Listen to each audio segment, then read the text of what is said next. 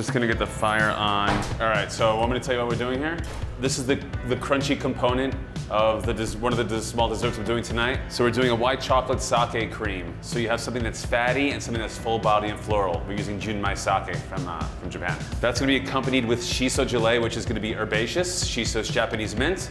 And with yuzu scented berries. Yuzu is a very small Japanese citrus, highly acidic. Putting that with a little simple syrup and xanthan gum to thicken it. So there you have sweet and sour, and we need a salty component. This is going to be salted toffee. It's almost even parts butter and sugar. So what we're pretty much gonna do is caramelize this. So this is gonna set up, and then we're gonna chop it up, and then put it on top as a crispy component. So whenever you do a dessert, or have a pastry or anything sweet, for me, you always need multiple textures. You know, it's the 3 T's, taste, texture, and temperature. So just like anything, when you're using a tremendous amount of fat, and since this is 50-50 fat and sugar, you wanna constantly be whisking and emulsifying. When you emulsify something, it's gonna look opaque. And when it's not emulsified, it's gonna look broken. So we're gonna constantly be whisking to always make sure it's a solid, somewhat opaque color. Since this is nice and strong, this should take about 5 minutes.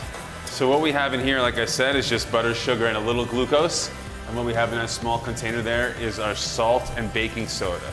The reason why we're using baking soda is that what makes toffee and caramel completely different is that we're adding an acid. So when you add the acid to the caramel, it's gonna create oxygen and puff up, like you'll see in a few minutes.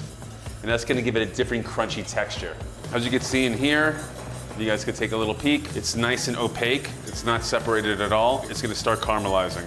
This is good exercise for your arms and forearms because you have to always be whisking. So actually the first time I did this recipe was in culinary school 20 years ago. And it's one of my favorite recipes that I do everywhere. What we're looking for is a dark amber. You're gonna shut the heat off at medium amber. It keeps on cooking after you shut the heat off. That's really important to know. What's happening now is because we're cooking it, the water in the butter's evaporating. And you can see it's starting to become like a sort of a dry mixture. And then we're gonna start getting some color. So you see how it's sort of like expanding a little bit? And if you ever do this at home, always be super careful because this is hot. And you do not want to get this on your skin. Of course, this recipe is in my book, Liquorland Asian Accented Desserts, which you can buy on Amazon and my website. You see you got the first smoke. They're gonna be 2 smokes, and whenever you make any caramel. Now remember, you control the heat. Don't let the heat control you whenever you're cooking sugar. I pulled it off because I started turning a little color. Started turning caramel color.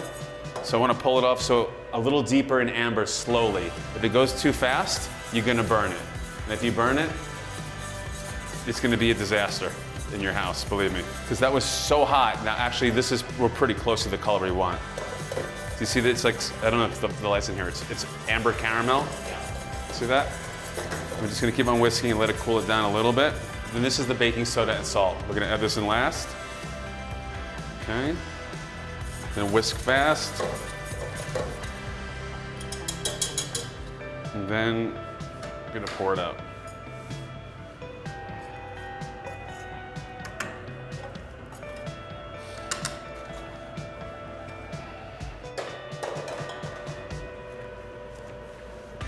So you see how it's sort of puffy?